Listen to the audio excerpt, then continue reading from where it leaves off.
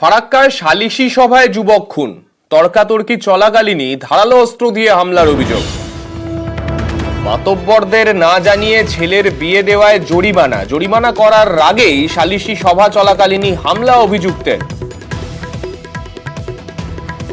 আমাদের সঙ্গে রয়েছেন আমাদের প্রতিনিধি প্রণবের থেকে একটু বিস্তারিতভাবে জানতে চাইবো। প্রণব, এই সালিশি সভা ডাকলো কারা এবং তারপর এইভাবে একজনকে খুন কেন হতে হলো?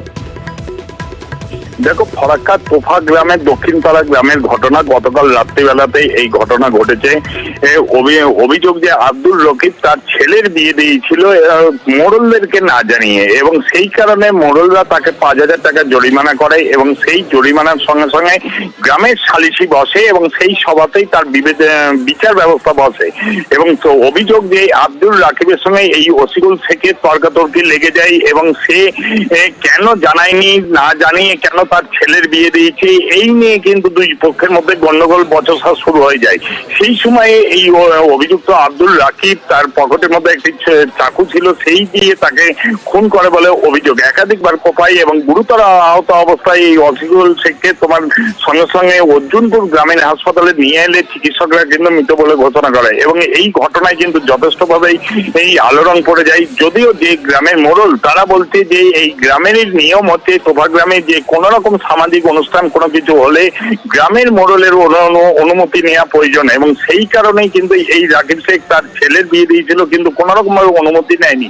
সেই কারণে তাকে ওপর 5,000 টাকা জরিমানা করা হয়েছিল এবং সালিশি সভা বসেছিল এবং পুরো ঘটনা কিন্তু তদন্ত করছে ফারাক্কা থানার পুলিশ। এবং এই ধরনের ঘটনা যে এখনো চলছে সেটা কিন্তু বুক ফুলিয়ে এই গ্রামের যারা মানুষজন আছেন তারা কিন্তু স্বীকার করছেন এবং পুরো ঘটনা তদন্ত করছে তোমার ফারাক্কা থানার পুলিশ। বেশ, যে ছেলেটা কেটেছে কিনা তার ছেলের বিয়ে হয়েছে চোরিয়ায়, যে তুই মোড়ল সরকারকে কেউ জানালি না, হ্যাঁ লক করে বিয়ে দিয়ে দিলি, হ্যাঁ তোকে জরিমানা লাগবে, মানে ওটা মানে দল সমাজ করেছে, দিয়ে এই 5,000 জরিমানা লাগবে, দিয়ে ঝেড়ে ফেলে দিলে যে আমি 5,000 টাকা জরিমানা দেবো না, দলও থাকবে। চাকু যে বেড়েছে তাও আমরা ওখানে যাইনি, চেয়েছিলেন সেই চাকুটা মেরেছে, হ্যাঁ চাকুটা সমাজের লোককে, হ্যাঁ দিয়ে তখন তো পালিয়ে গেল, আমি কোনকে যে পালালো আর না পালালো আমরা কিন্তু ওখানে বসে আছি। কারণটা এখনো কিছু বোঝাই যাচ্ছে না। এটা খুব যে মানে কোনো রকম কারণ আছে তাও নয়, একটা আক্রোশ আর কি। ওখানে ওকে কোশ্চেন করেছিল, হ্যাঁ, যে কেন এরকম করেছো, বাস এইটুকুই আক্রোশ বশত এটা করেছে। আর কোনো কিছু বা রাজনৈতিক কোনো বিষয় এখানে নয় আর কি।